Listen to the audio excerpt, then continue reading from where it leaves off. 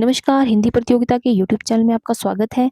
आज हम आपके लिए लेकर आए हैं जड़िया कवि कहे जाने वाले और अष्टछाप के प्रमुख कवि नंददास जी के जीवन और साहित्य से संबंधित 21 बहुत ही महत्वपूर्ण प्रश्न, जो आपके आने वाले सभी एग्जाम्स के लिए बहुत इंपॉर्टेंट है। तो वीडियो को ध्यान से देखें और एंड तक बने रहें।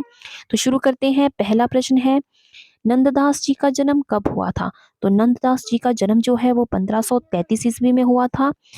तो अगला प्रश्न है, नंददास किस काव्य धारा के कवि थे?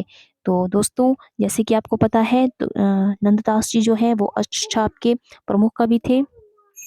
तो ये अष्टछाप के कवि माने जाते हैं।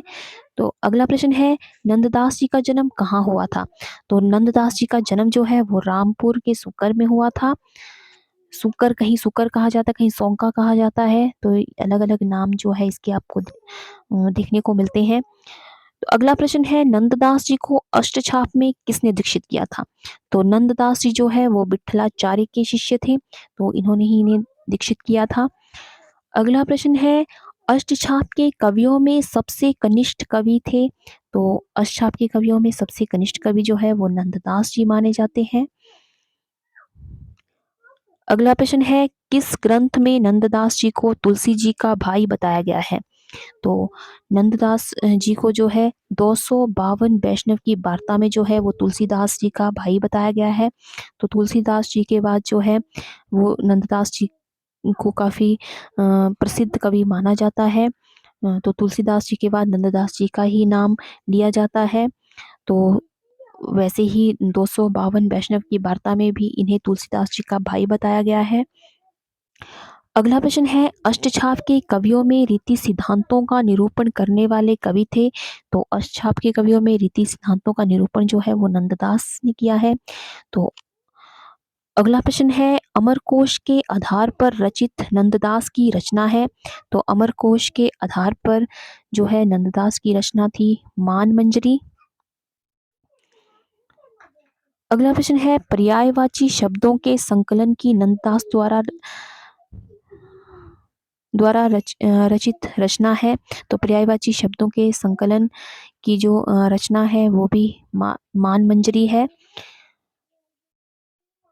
अगला प्रश्न है, नंददास की किस रचना को हिंदी का गीत गोविंद कहा जाता है?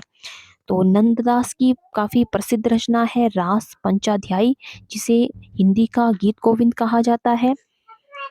अगला प्रश्न है, नंददास की किस रचना में केवल रोला छंद का प्रयोग हुआ है? तो नंददास की रचना है रास पंचाध्यायी, जिसमें केवल रोला छंद का प्रयोग हुआ है। अगला प्रश्न है, नंददास की किस रचना में उपयुक्त शब्द चयन एवं उसका सुष्ठु प्रयोग के कारण उन्हें जड़िया की उपाधि दी गई थी? तो रास पंचाध्यायी जो उनकी काफी प्रसिद्ध रचना है, इसी में जो जिन शब्दों का उन्होंने चयन किया था, तो उसके कारण ही उन्हें जड़िया की उपाधि दी गई थी। और अगला प्रश्न भी इसी से जुड़ा हुआ है कि नंददास को जड़िया की उपाधि किसने दी थी? तो जड़िया की उपाधि जो है वो नंददास को दी थी उनके ही गुरु विठलाचार्य ने। अगला प्रश्न है, किसने लिखा है कि और कवि गड़िया नंददास जड़िया?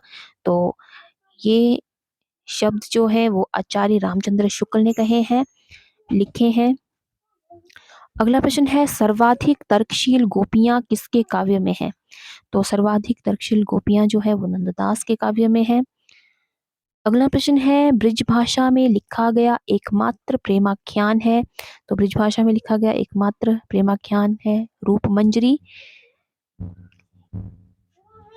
कहन श्याम संदेश एक मैं तुम पे आयो, कहन सभ्य संकेत कहूँ अवसर नहीं आयो। पंक्तियों के रचयिता हैं, तो ये पंक्तियां भी नंददास के द्वारा लिखी गई हैं। अगला प्रश्न है, नंददास जी की रचना है?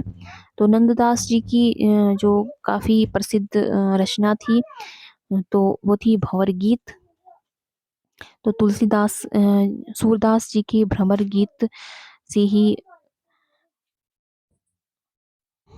को ही जो है इन्होंने कई नामों से जो है अलग अलग कवियों ने इसे रचा था। तो भंवर गीत जो है वो नंददास जी की रचना है, ये भी याद रखें। नंददास जी ने अपनी प्रेयसी को शिक्षा देने के लिए किस काव्य ग्रंथ की रचना की? तो नंददास जी ने अपनी प्रेयसी को शिक्षा देने के लिए रूप मंजरी की रचना की थी।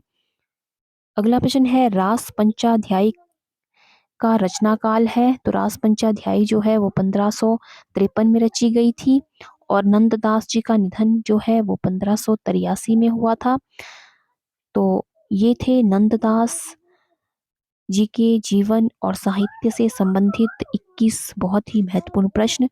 तो आई होप आपको ये वीडियो पसंद आया हो, तो वीडियो को लाइक करें और ज़्यादा से ज़्यादा शेयर करें।